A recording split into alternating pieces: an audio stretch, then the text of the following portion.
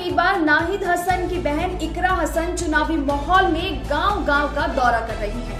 इस बीच उन्होंने बताया कि कैसे उनके भाई नाहिद हसन और उनके परिवार को निशाने पर लाया जा रहा है। चुनाव के दौरान इकरा लोगों के बीच पहुंच रही हैं और जनता से आरएलडी और सपा के गठबंधन पर भरोसा जताने की अपील कर रही हैं। आप भी सुनिए इकरा ने परिवार पर हो रहे अत्याचारों को लेकर क्या कुछ कहा। मैं आप सबको फिर से यही कहना चाहती हूँ कि आसान नहीं है बिल्कुल भी। हमें चारों तरफ से घेरने की कोशिश रोज की जा रही है और आगे भी हमारे शब्दों पे, हमारी सभी बातों पर ध्यान है, फोकस है पूरे देश का, यूपी के प्रशासन का, यूपी की सरकार का। तो इसमें ये कोई खुशी का मौका नहीं है, ये बहुत ही एक अहम मौका है हमारे लिए और आप लोग सब जिम्मेदार हैं, मुझसे बड़े हैं। तो मेरी आप सभी से अपील है कि ये एक बहुत ही जिम्मेदारी का काम हमारे सर पर पड़ गया है। भाई होते, अम्मी होती तो बात अलग थी, लेकिन जितनी चारों तरफ से ये घेरने की कोशिश कर रहे हैं, अगर ये लोग उसमें कामयाब हो गए तो हम उनके चंगुल को तोड़ नहीं पाएंगे। तो आप सभी से मेरी अपील है कि सभी बातों का ध्यान रखें। हमें अपनी एक एक बात का, एक एक शब्द का ध्यान रखना पड़ेगा। 10 दिन का टाइम है। मेरी आप सबसे हाथ जोड़कर अपील है कि कोई भी ऐसी बात ना कहे, कोई भी ऐसी हरकत ना करे जिससे कोई चिंगारी भड़कने का काम हो।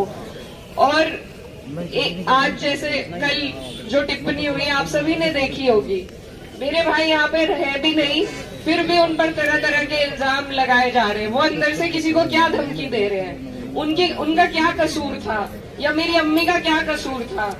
तो बस यही कि राजनीति सभी लोग करते हैं, उसी तरह की हम भी करते आ रहे हैं, लेकिन इनको घेर लिया गया है और मैं अकेली हूँ आपके सामने, और मैं अकेली हूँ आप सबके सामने। मेरी आप सबसे यही अपील है कि आप लोग सभी खड़े हो जाएं, इस चुनाव को मजबूती से लड़ाएं और मेरा साथ दें। और जो अहम बात है, अगर हमारी लीड 1-2 हजार की हो गई तो मुझे इस बात का डर है कि ये लोग उसे वहीं के वहीं खत्म करने का काम करेंगे। तो अगर आप लोग सब हमारे से हमदर्दी रखते हैं तो आप लोगों को अपनी परसेंटेज बढ़ानी पड़ेगी। हमारा जो ये जीत की गुंजाइश है उसको जैसे 2014 में जो आमने सामने का हमारा उपचुनाव हुआ था, उसमें जितनी लीड थी, अगर अब भी उतनी लीड रही तो ये लोग उसे वहीं पर खत्म करने का काम करेंगे। तो हमें अपने चुनाव में मजबूती दिखानी है। भीड़ करने से, हंगामा करने से हमें कोई भी फायदा नहीं होगा। हमें बस अपने चुनाव में, अपने बूथ पे, अपने वोटों में मजबूती दिखानी है। कहीं ना कहीं जितना जोश हमारे में वैसे रहता है, वो वोट की परसेंटेज में दिखाई नहीं देता।